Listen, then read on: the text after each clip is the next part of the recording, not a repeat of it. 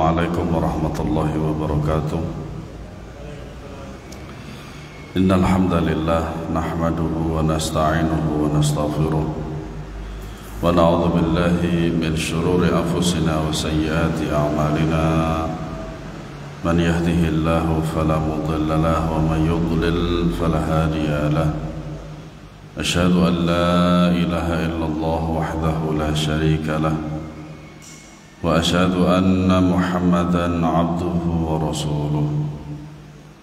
Allahumma salli wa sallim wa barik ala nabiyyina Muhammadin wa ala alihi wa ashabihi ajma'in.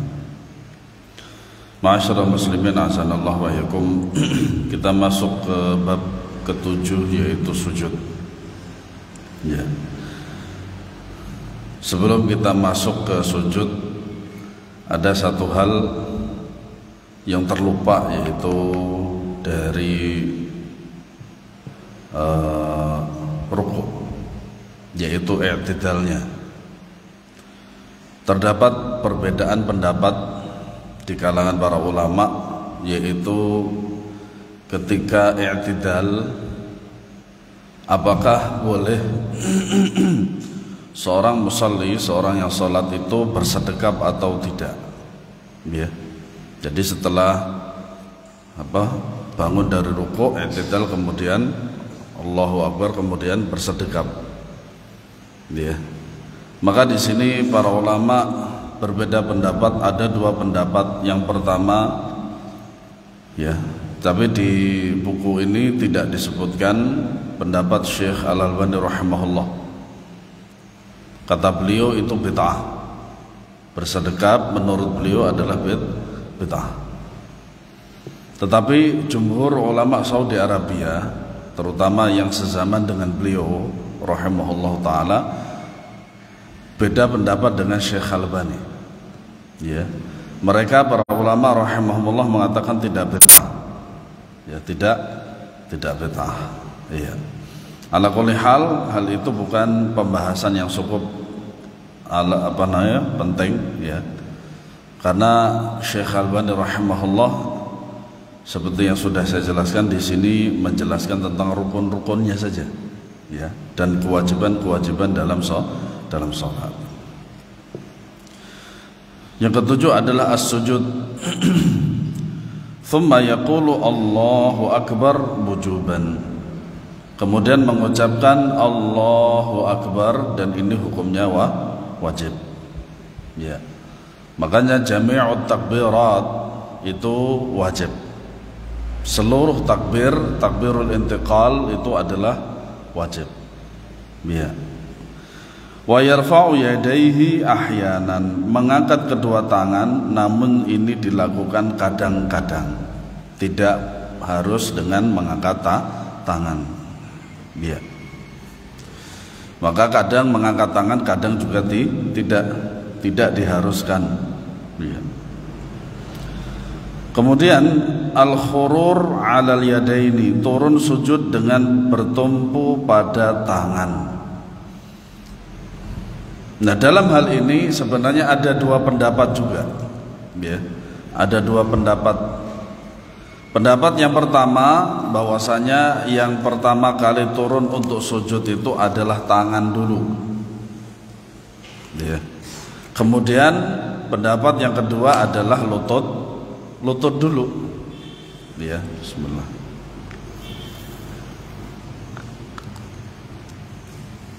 Adapun Syekh Al-Albani rahimahullah, beliau mengambil pendapat tangan dulu, ya, mengambil tangan dulu untuk turun ketika sujud, ya. Dan dua-duanya sebenarnya juga pendapat yang kuat, walaupun jumhur lebih, ya, mengatakan bahwasanya yang pertama kali turun ketika sujud itu adalah tangan. Jumhur ulama, ya, jumhur ulama demikian. Thumma yakhirru ila sujudi ala yadayhi yad'uhuma qabla rukbatayhi. Bihadza amara Rasulullah SAW wa huwa thabit anhu min fi'lihi sallallahu alaihi wasallam wa naha 'an at-tashabbuh wa naha 'anit tashabbuhi bi burukil ba'iri wa huwa innama yakhiru 'ala rukbatayhi allataini huma fi muqaddimatayhi. Ya. Kemudian turun sujud dengan bertumpu pada kedua tangannya. Jadi tangannya dulu, kemudian baru lutut. Ini pendapat yang dirojehkan oleh Syekh Albani. Dia meletakkan kedua tangannya sebelum kedua lututnya. Ya, inilah yang diperintahkan oleh Rasulullah SAW dan diriwayatkan secara sahih dari perbuatan Nabi SAW, dan beliau melarang kita untuk meniru menderumnya unta. Unta menderum dengan bertumpu pada kedua lututnya yang ada di kedua kaki depannya. Nah, ini dalam rangka untuk pertama mengamalkan sunnah Nabi SAW, yang kedua adalah menyelisihi ya seekor hewan yaitu unta. Ya. Nah, fa idza sajada wa huwa ruknun i'tamada 'ala kafaihi wa bastihima. Saat sujud, dan ini adalah rukun, dia bertumpu di atas kedua telapak tangannya dan membentangkan keduanya. Ya, ini bisa dilihat pada ya gambar halaman 67 seperti itu. Ya, dengan tetap meletakkan telapak tangan itu sejajar dengan pundak dan juga atau di samping telinga. Ya. Nah, di sini yang tidak dijelaskan oleh para ulama itu adalah jikalau sholat itu dalam keadaan berjamaah.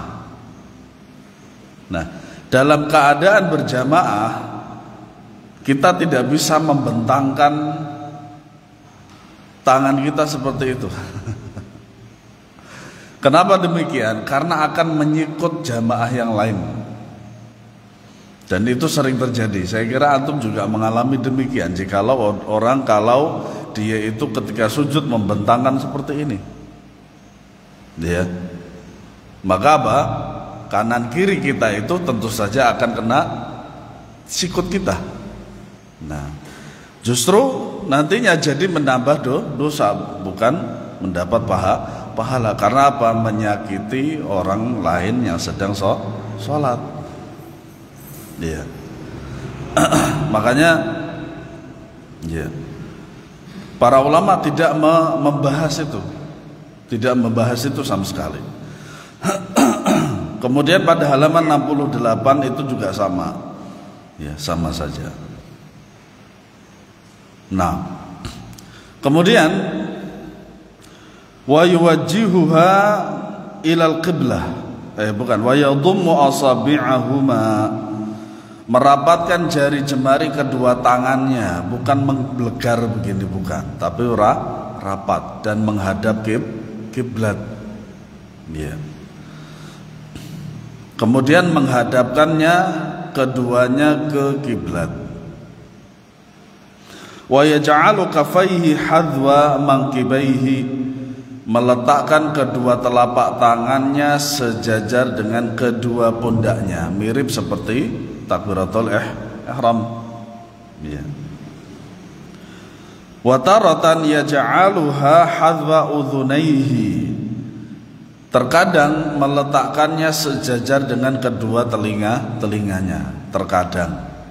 Karena kadang kalau di pundak saja itu bisa mengganggu orang yang sholat, ya, orang lain yang sholat, maka apa? Telinga lebih lagi kena matanya biasanya begitu. Ya, saya pernah mengalami seperti itu. Jadi ada di samping kiri saya itu kakak kelas saya dulu. Itu tahun 2003. Saya masuk pesantren di Payaman itu. Makanya pesantren di sini tuh nggak lama kok, cuman sehari. Fayauman, jadinya Payaman. Itu kakak saya kebetulan itu, istilah kita tuh bocor alus lah itu. Artinya belum gak sempurna, cara berpikirnya gak besar. Dia juga pernah hilang. Pernah hilang. ketemunya santai banget sambil ngerokok, subhanallah. Itu kakak kelas saya itu.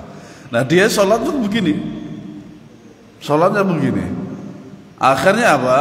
Karena kena mata saya, akhirnya saya singkirkan itu dengan sikut saya juga. Itu boleh, dan itu tidak membatalkan sholat, dan gerakan tersebut tidak membatalkan sholat karena ada uzur syar'i di situ, ya, supaya kita terhindar dari yang namanya bahaya.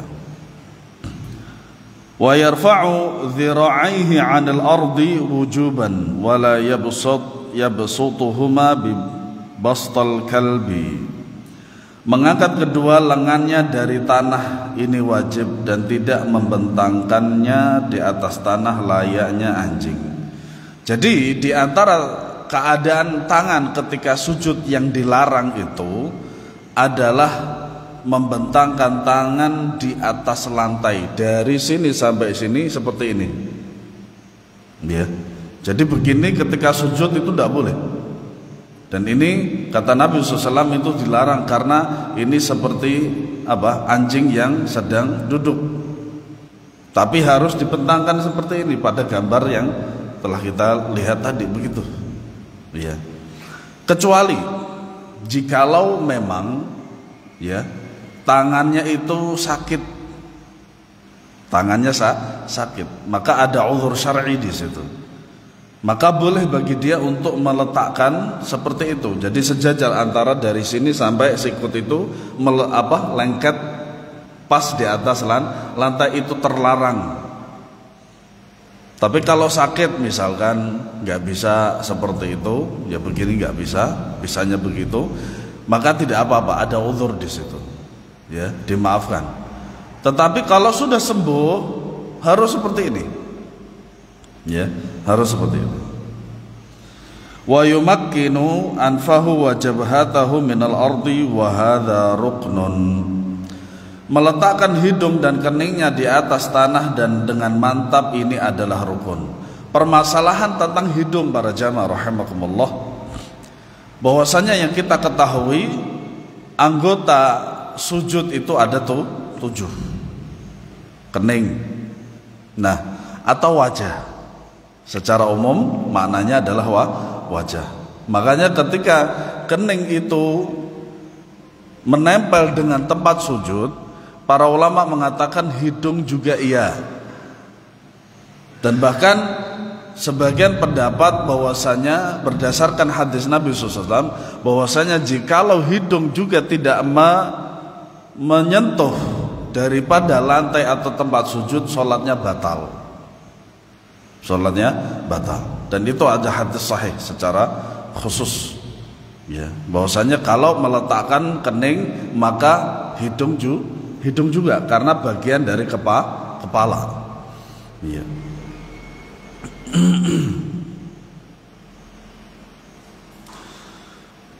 Wa yumakkinu aidan rukbataihi, meletakkan kedua lututnya di atas tanah dengan mantap, ya, dengan mantap, enggak ngambang, ya. Wa kadza atrafu qadamaihi, demikian juga dengan ujung jari jemari kedua kaki, ya. Bisa dilihat pada halaman 68 yang bawah, ya. Nah di situ, nah di dalam gambar tersebut, ya, kedua telapak kaki itu nempel, ya.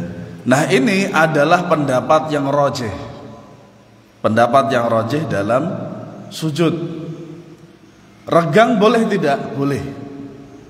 Renggang itu boleh. Tetapi yang lebih rajih, maka kita mengikuti pendapat yang lebih rajih yang menenangkan juga, bahwasanya apa? Ya, merapatkan kedua tumit atau dua kaki itu lebih afdal, ya. Wa yansabuhuma wa hadza kulluhu wajib. Menegakkan kedua telapak kaki semua ini adalah wajib seperti gambar tadi, ya. Itu gambarnya. Kalau dari gambar pertama dilihat dari bagian belakang, kemudian gambar kedua dilihat dari bagian samping. Ya.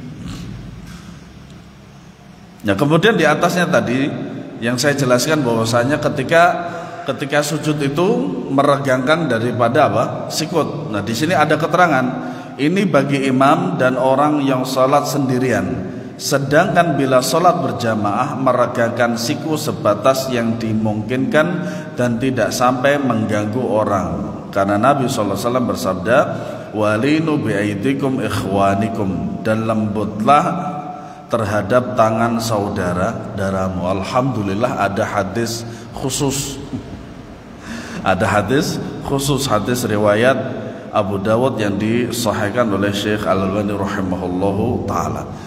Nah, juga diantaranya bentuk kasih sayang lemah lembut terhadap saudara kita dalam sholat itu adalah ketika merapatkan barisan. Ya, kita tahu bahwasanya merapatkan barisan itu adalah antara ujung daripada pundak dengan pundak yang lain, kemudian tumit dengan tumit yang lain. Nah, kita lihat bentuk kaki di antara kita kan ada yang tidak sama. Ada yang ujungnya dari jari itu lebar kemudian merucut sampai apa namanya? Apa, Pak? Tumit, ya. Ada yang sama antara ujung diameter dari seluruh jari itu sampai tumit itu sama, gitu. Kemudian juga ada yang bisa lurus, ada yang bisa tidak, gitu. Nah, yang seperti itu jangan sampai dipaksakan, jangan. Misal begini, saya belum terbiasa dengan lurus, kaki saya belum terbiasa dengan lurus seperti ini, agak miring begini kan, jadi nanti bertumpu antara jari kecil dengan jari kecil yang lain itu. Nah, kemudian, dan ini terjadi pada saya juga ya. Kemudian orang yang di samping kanan atau kiri saya itu mencoba untuk mencocoki daripada bentuk kaki saya. Jadi kalau kaki dia lurus itu seperti ini, nanti begini dia. Nah, ini namanya memaksakan diri, tidak boleh. Tidak boleh. Ya. Cukuplah apa yang menjadi menjadi kemampuan antum untuk meluruskan daripada soft itu. Dan pernah terjadi juga, saya lihat sebenarnya tidak semua orang Saudi, bahkan dokter pun itu sebagus kita sholatnya, dalam artian soft ya. Waktu saya mengikuti daurah di Pandeglang, salah satu pesantren di Pandeglang itu, di antara pemateri kami itu kan seorang dokter dari Madinah ya. Tapi dia tidak mau merapatkan daripada soft. Biasa orang Saudi memang begitu. Masih sholatnya memang kalau masalah yang kecil-kecil itu tidak terlalu dipikirkan. Tapi hanya sebatas rukun-rukunnya saja itu sudah sah. Yang penting begitu. Nah, di samping kirinya ya talib, ya, pelajar Indonesia. Nah, Syekh ini kakinya lurus dengan badannya, bukan pundaknya. Kalau kita kan pundaknya, begitu kan. Nah, si talib tersebut, si pelajar tersebut itu mencoba untuk selalu menempelkan daripada kakinya, tapi Syekh nggak mau. Nah, sebagian kita ada yang seperti itu, ya nggak apa-apa, jangan dipaksa. Nah, setelah selesai sholat, ya, nasihati, sampaikan bahwasannya yang dimaksud dengan rapat daripada soft itu seperti ini, gitu loh. Ya, jangan sampai diinjek juga. Makanya kadang saya kesulitan jikalau sholat bersama salafiyun itu. Kenapa demikian? Karena terlalu rapat banget. Sebenarnya nggak terlalu rapat juga nggak apa-apa, regang sedikit nggak apa-apa. Ya. Kenapa kadang saya kalau sholat 3 rakaat, 4 rakaat itu yang sulit itu tawarruk saya. Ya, kalau iftirosh gampang banget gitu. Tawarruk, karena memang yang rajih itu adalah ketika ya rakaat terakhir dari salat itu adalah tawarruk. Ya, bukan iftirash. Ya, seperti itu. Ya. Maka kita tidak boleh memaksakan kehendak kepada yang lain. Nah. Wa yastaqbilu bi atrafi asabi'ihima al-qiblah, menghadapkan ujung-ujung jari jemari kaki ke kiblat semuanya. Ya. Ya, seperti pada gambar 68. Ya. Kemudian wa yarussu aqabaihi, merapatkan kedua tumit seperti gambar 68. Entah itu terletak ya, terlihat dari belakang atau terlihat dari samping, dan ini merupakan sunnah Nabi Shallallahu Alaihi Wasallam, yaitu merapatkan kedua tumit ya, seperti itu. Renggang sebenarnya juga boleh, renggang juga boleh ya. Nah, kemudian al-i'tidalu fi sujud, wa yajibu alaihi an ya'tadila fi sujudihi wa dhalika bi an ya'tada fihi i'timadan mutasawiyan ala jami'i a'dha'i sujudihi wa hiya al-jabhatu wal anfu ma'an wal kafani wal rukbatani wa atrafil qadamain. Yang disebut dengan i'tidal saat sujud itu adalah ya, yaitu bertumpu secara seimbang pada semua anggota sujud, yaitu kening bersama dengan hidung sekaligus, kedua telapak tangan, kedua lutut, dan ujung jari jemari kedua kaki ya, seperti halnya gambar 68 itu ya. Karena memang yang namanya anggota daripada sujud itu adalah 7 ya, adalah 7. Memang yang disebutkan di dalam kitab-kitab fikih itu 7, tetapi masuk di dalamnya juga adalah hidung. Ya. Wa man i'tadala fi sujudihi hakadha faqad itma'anna yaqinan. Wal itmi'nanu fi sujudi ruknun aidan. Barang siapa ber'i'tidal dalam sujudnya sebagaimana di atas, maka dia telah bertumakninah tenang dengan yakin, dan tumakninah dalam sujud adalah rukun. Ya. Intinya tumakninah itu adalah rukun. Makanya betapa ya sedihnya kita melihat sebagian kaum muslimin itu sholat itu dengan cepat. Berbeda dengan mazhab Hanafi ya. Makanya di muqaddimah daripada sifat salat Nabi saya jelaskan bahwasanya saya mencoba untuk mencari daripada sifat salat masing-masing mazhab. Ya. Dalam mazhab Hanafi itu yang namanya tumakninah itu enggak ada. Dalam artian tidak ada itu, mereka tidak mengenal itu. Makanya saya sering melihat prakteknya dari orang-orang Pakistan. Ya, dan sebagian India. Itu ketika dia ruku ya, kemudian i'tidal dan tidak ada ketenangan sama sekali, langsung sujud. Begitu juga dengan i'tidal atau duduk di antara dua sujud. Ketika sujud selesai, kemudian dia duduk di antara dua sujud itu tanpa jeda, kemudian sujud lagi. Nah, itu yang terjadi di dalam mazhab Hanafi demikian. Ya. Dalam mazhab Hanafi ya. Makanya tumakninah itu adalah rukun. Barang siapa yang meninggalkannya, maka sholatnya batal. Terlebih lagi nanti terjadi pada bulan Ramadan, 23 rakaat 8 menit ya. Ternyata pun apa yang mereka, padahal mereka itu ahli ilmu loh ya. Kan ini terjadinya di pesantren, bukan di masjid masyarakat umum. Kok bisa begitu loh? Ternyata tradisi mengalahkan ilmu, mengalahkan syariat gitu loh. Sekiranya mereka itu lebih menjalankan syariat daripada adat, maka akan lebih mudah bagi mereka. Maka akan lebih mudah bagi mereka. Beberapa hari yang lalu saya mendengar sedikit keluhan dari mbak saya. Jadi ada sebagian masyarakat itu ketika pernikahan anaknya itu ngutang sampai puluhan juta. Iya. Karena adatnya demikian. adatnya demikian. Makanya saya jelaskan di dalam Islam itu syariat Islam itu sangat mudah. Minimal kalau pernikahan itu nyembelih 2 kambing sudah cukup. Karena yang paling penting itu untuk tahu apa? Pertama pemerintah yang diwakili dengan Pak Naib. Ya, istilah kita kan Pak Naib. Yang kedua masyarakat sekitar. Masyarakat sekitar bahwa mereka tahu bahwasanya si fulan itu sudah halal punya pasangan. Ya, nggak perlu besar-besaran. Kalau mampu silahkan, tanpa mengutang, tanpa membebani diri. Makanya Umar ibn al-Khattab radhiyallahu anhu mengatakan nuhina 'anit takalluf.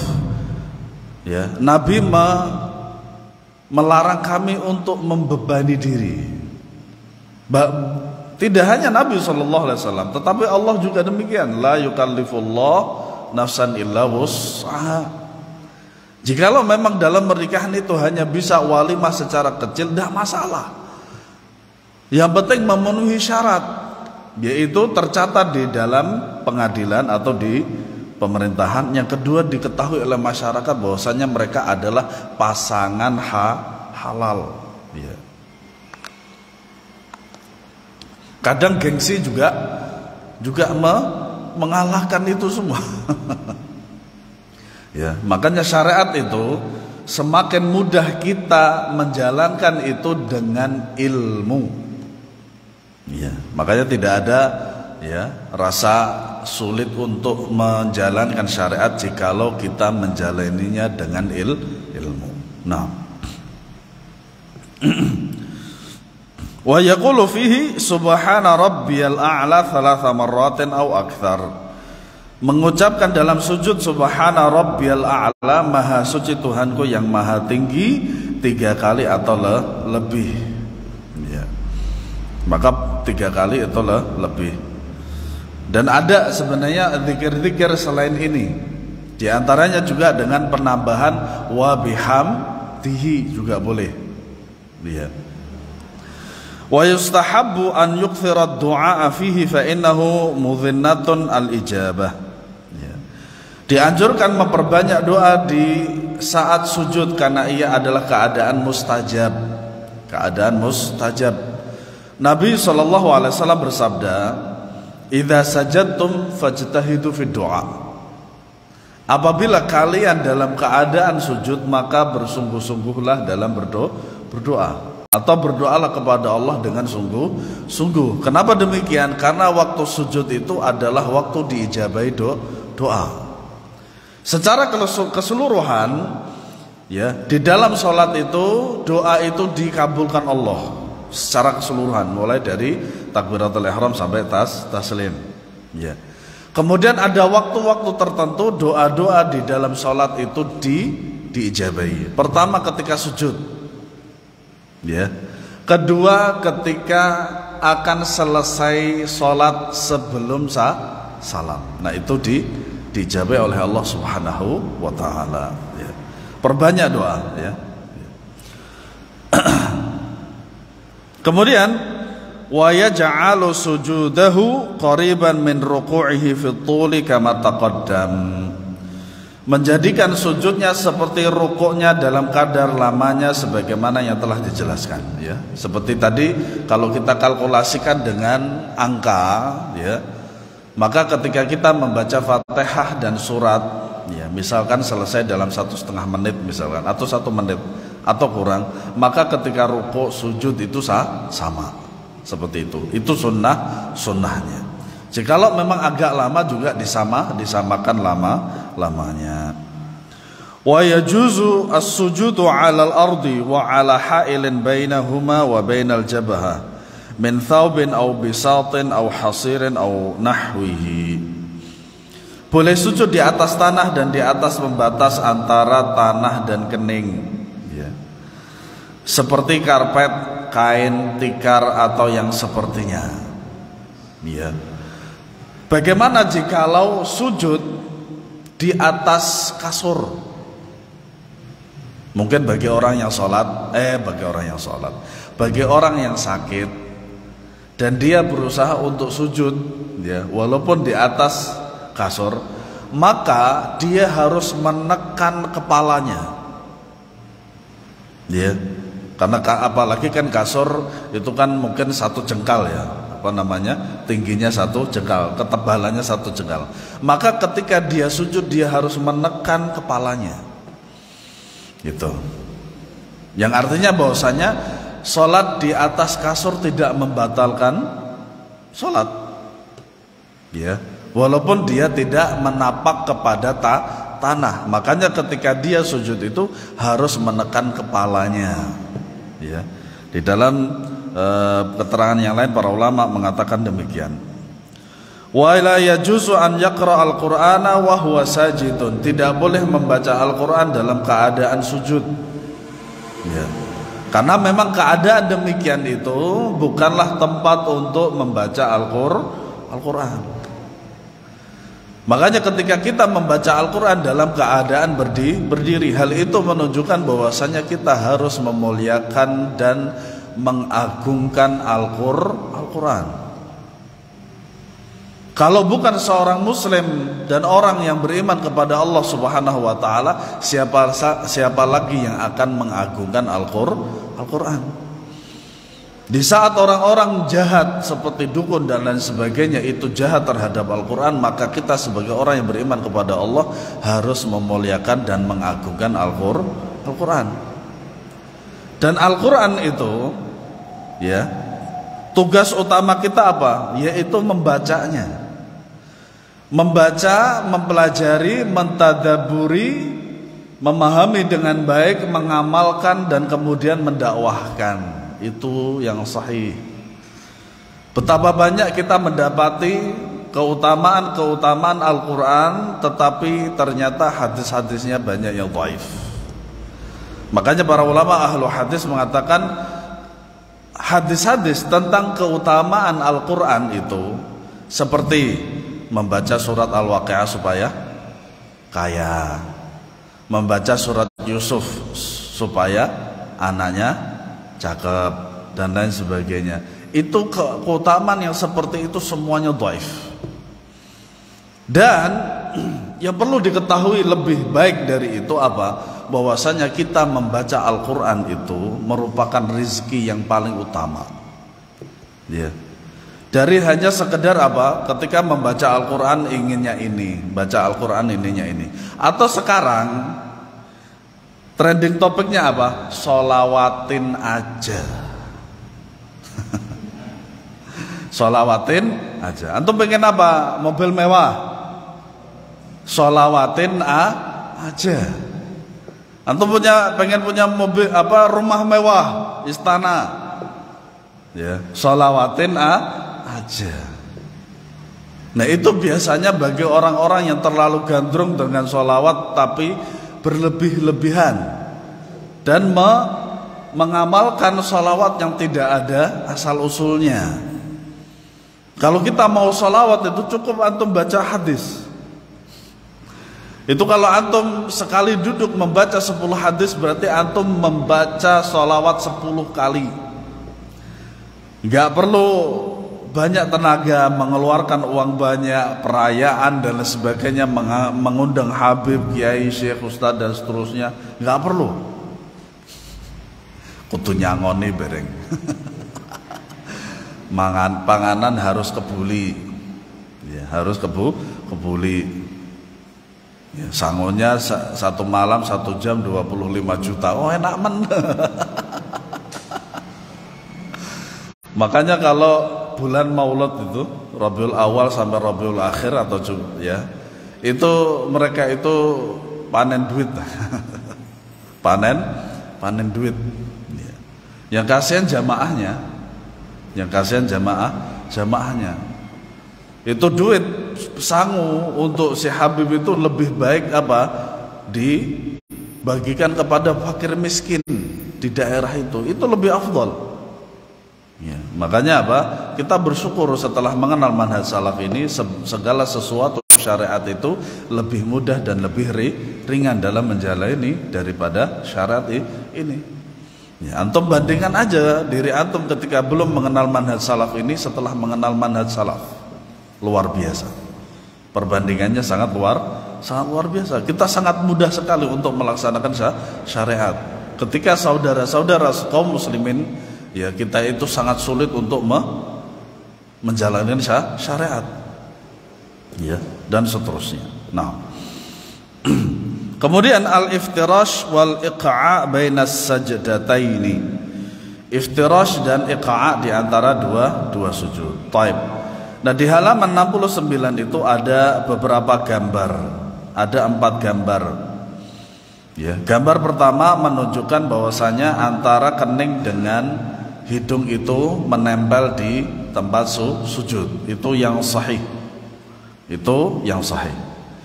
Kemudian samping kanannya di situ hidungnya tidak menempel Tidak menempel tanah tempat sujud. Bawahnya,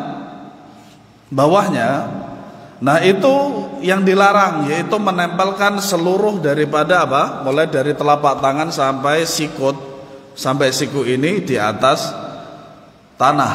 Nah ini yang dilarang, ya inilah yang disebut oleh Nabi SAW itu seperti duduknya anjing. Kemudian yang terakhir, yang di bawahnya, ya bukan tanda X itu, di situ ada tangan, ya, menempel pinggir daripada dada, ya, pinggir daripada dada, ya. Nah di sini terdapat perbedaan dalam mazhab Syafi'i, ya, dalam mazhab Syafi'i. Kalau dalam mazhab Syafi'i memang disyariatkan demikian, yaitu untuk kaum perempuan itu begini. Ya nanti ummahat bisa melihat di Facebook nanti, ya, begini. Yaitu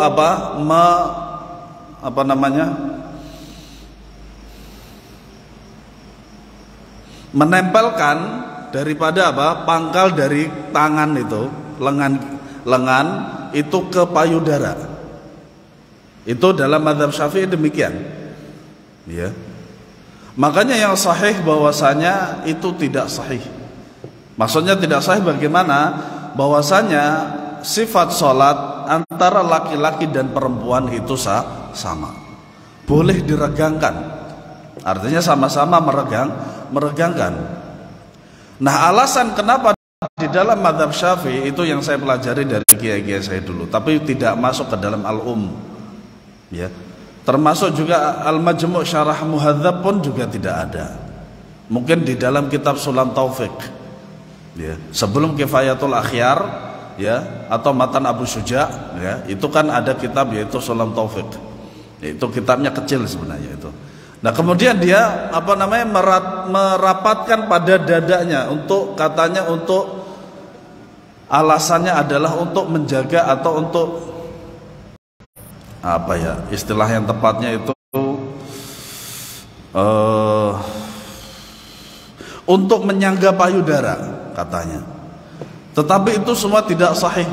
Makanya tadi pernah saya jelaskan di majelis kita ini bahwasanya kadang pendapat mazhab itu tidak sejalan dengan pendapat hadis. Itu. Ya, makanya di dalam gambar yang keempat itu yang di bawah itu adalah di dalam mazhab Syafi'i. Ya. Nah. Thumma yarfa'u ra'sahu mukabbiran, hadza wajibun. Kemudian mengangkat kepalanya seraya bertakbir, dan ini adalah wajib. Jami'u takbirat, semua takbir itu adalah wajib. Wa yarfa'u yadayhi ahyanan, mengangkat kedua tangannya kadang-kadang. Kalau tidak mengangkat tangan juga tidak apa-apa. Kadang kita mendapati seseorang itu terlalu kencang dalam mazhab, ya, terlalu kencang dalam mazhab, sehingga kadang pendapat hadis yang sahih itu juga diselisihi, ya. Kemudian, ya, thumma yajlisu mutma'innan hatta yarji'a kullu 'udhmin ila mawdi'ihi wa huwa ruknun. Kemudian duduk dengan tumakninah hingga setiap tulang kembali ke posisinya, dan ini adalah rukun. Rukunnya adalah tumakninah, ya. Nah, di situ pada halaman 68 ya, keterangannya duduk di antara dua sujud ada dua cara. Pertama, menelentangkan kaki kiri lalu duduk di atasnya dan menegakkan kaki kanan serta menghadap semua jari-jari ke arah kiblat, dan inilah yang disebut dengan cara duduk iftirash ya. Dan seperti ini pula cara duduk istirahat setelah bangkit dari dua sujud sebelum bangkit untuk berdiri ke rakaat berikutnya. Kemudian yang kedua dengan iqa, yaitu duduk dengan berjinjit di atas ujung-ujung jari kedua kaki dan menempelkan pantat pada kedua tumit. Ini pertama kali saya tahu cara seperti ini adalah ketika di Saudi Arabia, dan yang pertama kali saya lihat itu orang Mesir.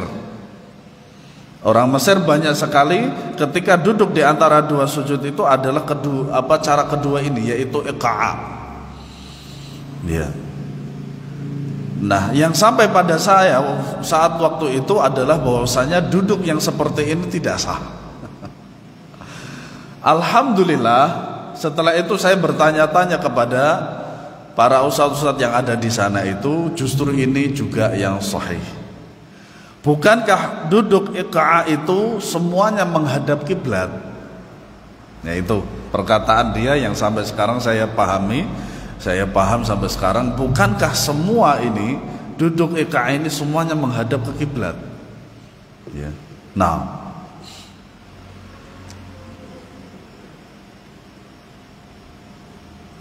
kemudian wa yufrishu rijlahul yusra fayaq'uda alaihi wa hadha wajibun. Membentangkan kaki kirinya dan mendudukinya ini adalah wajib. Ya, ini adalah wajib. Kemudian wa yansabru rijlahul yumna, menegakkan telapak kaki kanannya.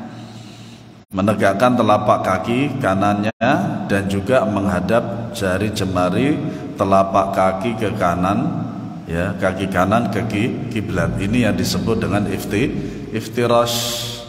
Ya. Ya. Kemudian wa yastaqbilul qiblah bi asabi'il qiblah. Wa yajusul iqa ahyanan wa huwa an yantasiba ala aqibaihi wa suduri qadamaihi.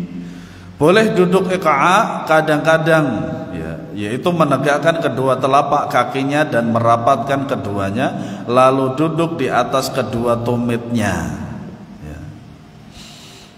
Wa yaqul fi hadhil jalsah Allahumma ighfirli warhamni wajburni warfa'ni wa'afini warzuqni. Wa insya'a rabbi ighfirli. Jadi di sini Syekh menyebutkan ada dua bacaan. Sebenarnya ada banyak, lebih dari 4 bacaan yang ditulis oleh Syekh di dalam kitab aslinya. Ya. Jadi di muqaddimah daripada sifat sholat Nabi SAW, saya menjelaskan bahwasanya kitab sifat sholat Nabi SAW itu ada 2 cetakan. Cetakan yang pertama 3 jilid, yang kedua 2 jilid. Ya. Ternyata yang asli justru 3 jilid. Ya. Yang asli justru 3 jilid. Nah, yang pertama yang biasa kita baca, ya, yang biasa kita baca, Allahumma ighfirli warhamni wajburni warfa'ni wa'afini warzuqni. Tapi kalau kita ada tambahan wa'afini wa'fu anni. Nah, kita cukupkan dengan ini saja dulu karena ini sesuai dengan hadis yang sahih. Adapun tambahan wallahu alam, ya. Atau antum bisa melihat kembali kepada kitab yang asalnya. Bila dia berkenan, dia mengucapkan Rabbighfirli, wahai Tuhanku ampunilah aku, wahai Tuhanku ampunilah aku. Dan ini cuma 2 kali, tidak ada 3 kali. Secara tuntunan dari hadis ini cuma 2 kali. Tetapi jikalau kita ingin tumakninah kita semakin yakin, semakin mantap, maka boleh 3 kali atau lebih. Ya. Wa yutilu hadhil jalsah hatta takuna qariban min sajdatihi. Ya, memanjangkan duduk ini sehingga ia hampir sama dengan sujudnya. Ya. Nah, secara umum kalau antum kembali kepada kitab asalnya, sebenarnya di antara salah satu hikmah kenapa Syekh Al-Albani rahimahullah menulis sifat salat Nabi sallallahu alaihi wasallam berdasarkan hadis-hadis dan pendapat yang beliau pegang itu, karena berdasarkan hadis ada seorang dia masuk masjid tapi sholatnya salah. Salah dalam artian apa? La yatimu ruku'uhu wala sujuduhu, yang tidak menyempurnakan rukuk dan sujudnya. Seperti yang tadi saya jelaskan dalam mazhab Hanafi seperti itu. Akhirnya apa? Kata Nabi SAW, "Shalli fa innaka lam tusalli." Ya, salatlah kamu karena sesungguhnya engkau belum salat. Makanya sholat cepat itu tidak dinamakan sholat kalau menurut hadis Nabi SAW seperti ini. Karena apa? Tidak ada tumakninah sama sekali. Makanya tumakninah itu adalah rukun dalam sholat. Yang tidak melakukan tumakninah dalam sholat itu, maka sholatnya batal. Ya. Kemudian as-sajdatu tsaniyatu, thumma yukabbiru wujuban, kemudian bertakbir dan ini wajib. Wa yarfa'u yadayhi ma'a hadha takbiri ahyanan, mengangkat kedua tangan saat bertakbir namun kadang-kadang. Nah, ini juga ilmu.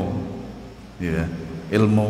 Jadi justru apa? Sujud kedua adanya takbir dan juga mengangkat tangan, tetapi kadang-kadang saja. Ya, dan itu boleh. Itu boleh. Ya. Jadi tidak hanya sekedar takbiratul ihram, bangkit daripada rukuk atau bangkit daripada sujud, mengangkat tangan itu. Sujud pun ketika akan sujud kedua pun juga boleh, tetapi dilakukan kadang-kadang, tidak terus menerus. Wa yarfa'u yadayhi wa yasjudu sajdata tsaniyata wa hiya ruknun aidan. Ya. Sujud kedua, mengangkat kedua tangannya saat bertakbir namun kadang-kadang. Sujud kedua, dan ini adalah rukun. Ya. Wa yasna'u fiha ma sana'a fil ula, melakukan dalam sujud kedua ini apa yang dilakukan pada sujud pertama. Ya. Jadi sama, termasuk lamanya dalam sujud. Ya. Kemudian jalsatul istirahah, duduk istirahat. Ya, ini yang tidak banyak kaum muslimin ketahui, duduk istirahat. Fa idza rafa'a ra'sahu min as-sajdati tsaniyati wa arada an-nuhud ila ar-rak'ati tsaniyati kabbara wujuban. Bila dia mengangkat kepalanya dari sujud kedua dan hendak bangkit ke rakaat kedua, dia bertakbir dan ini wajib. Ya. Wa yarfa'u yadayhi ahyanan, mengangkat kedua tangannya namun kadang-kadang. Ya, namun kadang-kadang. Tidak terus-menerus. Ya. Kemudian wa yastawi qabla an yanhadha qa'idan ala rijlihi al-yusra mu'tadilan hatta yarji'a kullu 'azmin ila mawdi'ihi. Dan sebelum bangkit berdiri, dia duduk sesaat di atas kaki kirinya dengan seimbang sehingga setiap anggota tubuh mengambil posisinya. Nah, ini yang disebut dengan duduk istirahat. Sebagian ulama rahimahumullahu ta'ala secara spesifik, duduk istirahat itu hanya untuk bagi orang yang sakit dan untuk orang tua. Orang tua yang ikut sholat berjamaah. Ya, sebagian pendapat, tetapi pendapat yang sahih adalah secara keseluruhan untuk seluruh kaum muslimin. Jikalau memang dia mau duduk istirahat, silakan. Karena memang syariatnya demikian, tidak dikhususkan bagi orang yang sakit atau orang yang sedang untuk orang yang tua sudah sepuh, enggak. Tapi memang syariatnya demikian ada, ya. Demikian ada. Wallahu a'lam bishawab. Ini ada pertanyaan dari ummahat, semoga yang tanya juga hadir ya. Ya. Mohon bertanya, kalau makmum tetap tertinggal membaca Al-Fatihah, apakah ini bisa jadi dasar tidak mendapat rakaat? Sebab hadis Tidak sah salat seorang yang tidak dibacakan Al-Fatihah. Bukan dibacakan, membaca. Dibacakan dengan membaca beda, ya. Al-Fatihah di dalamnya lebih awal dari hadis. Kalau sudah dapat rukuk maka sudah dapat rakaat itu, atau maksudnya Al-Fatihah lebih awal dari rukuk. Taib. Di sini ada dua pertanyaan berarti. Yang pertama, apakah bisa jadi kalau dia tertinggal Fatihah? Justru ketika seorang imam, ya, dia masih dalam keadaan berdiri, kemudian ada makmum masbuk, yang namanya juga masbuk ya, tertinggal. Nah ternyata ketika dia masuk ke shaf tersebut, takbiratul ihram, dia hanya bisa menyelesaikan sampai iyyaka na'budu wa iyyaka nasta'in. Karena apa? Sang imam sudah ruku. Apa yang dilakukan makmum? Meninggalkan itu, meninggalkan bacaan Fatihahnya, dan kemudian mengikuti imam, ya. Bahkan pun sekiranya sang makmum sama sekali tidak membaca Fatihah, batal tidak? Tidak. Ya. Karena apa? Karena sudah ditanggung oleh imam, makanya jadi imam itu berat. Ya. Nah, kemudian ini yang pertama, pertanyaan yang pertama. Yang kedua, kapankah seseorang itu, seorang makmum masbuk, dikatakan dia itu mendapatkan rakaat ketika ruku? Walaupun sang makmum tidak membaca Fatihah, tidak masalah. Tidak apa-apa. Yang penting apa? Yang dia dapati dari seorang imam berupa gerakan, maka itulah yang dia dapati. Ya. Kecuali sujud. Jikalau sang imam sudah sujud, kemudian ada makmum masbuk, maka yang dilakukan adalah takbiratul ihram dengan sempurna, berdiri sebentar, kemudian langsung sujud. Tapi hal itu tidak dihitung satu rakaat. Kenapa demikian? Karena dia telah tertinggal 2 rukun. Paham ya? Makanya dalam mazhab Syafi'i ada kaidah, kalau antum tertinggal 2 rukun, maka sholat antum batal. Ya, dalam mazhab Syafi'i demikian. Kalau tertinggal 2 rukun, maka apa? Sholatnya batal. Makanya kaidah ini ternyata dikesampingkan oleh orang-orang yang bermadzhab Syafi'i di Indonesia itu dengan alasan adat lagi, terutama dalam sholat apa? Sholat tarawih, masya Allah. makanya antum atau kita juga itu perlu membaca kitabnya Ustaz Firanda hafizahullah taala, ajaran-ajaran madzhab Syafi'i yang ditinggalkan oleh pengikutnya. Di antara salah satunya itu. Ya, dalam madzhab Syafi'i itu apabila kita ketinggalan 2 rukun, maka sholat kita batal. Ya, nah batal itu bagaimana? Maka harus mengulang dari awal. Jadi takbiratul ihramnya adalah menunggu sang imam berdiri dari sujud. Setelah itu barulah kemudian takbiratul ihram. Bukan batal artinya harus wudu dulu, ndak. Gitu. Ndak. Tetapi dia juga dihitung sebagai 1 rakaat untuk dia, seperti itu. Faham ya para jamaah ya? Jadi ini 2 permasalahan yang berbeda. Nah, kalau untuk hadis tidak sah ya, la sholata liman lam yaqra bi Fatihatil kitab, ini secara keseluruhan. Dalam artian bagaimana? Yaitu dia sudah tahu hukumnya sholat, kemudian dia sudah tahu bacaan-bacaan daripada sholat, tapi dia sama sekali tidak membaca Fatihah, maka ini sholatnya batal, tidak dianggap. Iya. Nah, kemudian yang kedua, bismillah, mohon pencerahan apakah boleh mengaji dengan metode ummi. Saya jelas. Metode lain yang sekarang dijadikan di beberapa lembaga pendidikan. Boleh saja. Ya, boleh saja. Sampai sekarang saya belum mendapati kesalahan. Ya kalau hanya misalkan yang kita cari hanyalah dari kaum salafiyun sendiri, metode yang semacam ini belum ada. Iqra, Iqra, ya, yang dulu kita pelajari sampai sekarang alhamdulillah kita bisa membaca Al-Quran, itu juga nggak masalah, walaupun berbeda manhaj loh ya. Karena Kiai Haji As'ad Humam itu adalah rahimahullah wa ghafarallahu lahu al-Muhammadiyah. Ya. Umi juga demikian, wallahu alam, saya tidak tahu manhajnya. Tapi saya pernah bertemu dengan orang yang mengatakan bahwasanya sebenarnya metode Umi itu apa ya? Ada pemilik aslinya daripada yang pemilik sekarang, wallahu alam. Saya belum bisa menceritakan secara lengkap karena agak lupa daripada ceritanya tersebut. Tidak masalah, tidak apa-apa metode seperti itu, ya. Yang penting apa, kita mau belajar itu. Nah, wallahu alam. Mungkin ada pertanyaan sebelum kita akhiri. Nah, monggo. Assalamualaikum. Doa di dalam sujud, ya. Itu sahih, masya Allah. Mumtaz.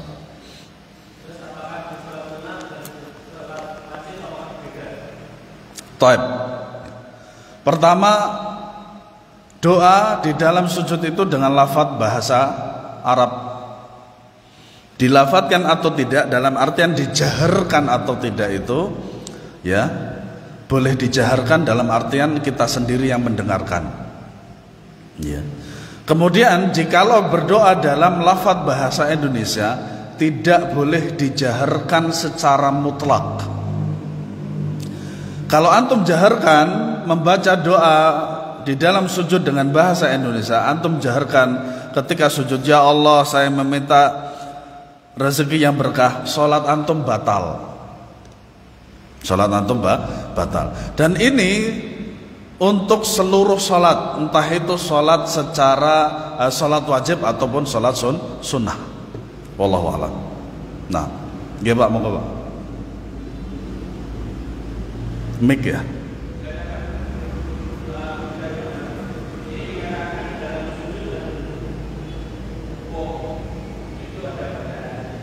Iya. Iya. Iya, dari Rasulullah SAW.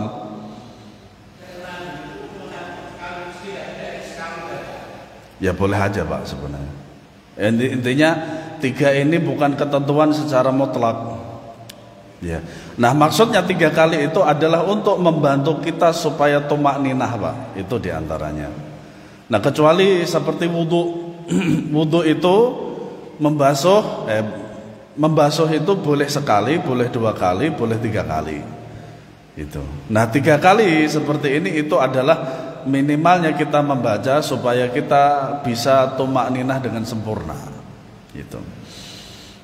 Nah kalau kita mungkin melihat hadisnya, bisa jadi salah marot memang ada gitu. Ketentuan dari Nabi Sallallahu Alaihi Wasallam. Wallahu a'lam. Subhanakallahumma bihamdika asyhadu an la ilaha illa anta astaghfiruka wa atubu ilaik. Assalamualaikum warahmatullahi wabarakatuh.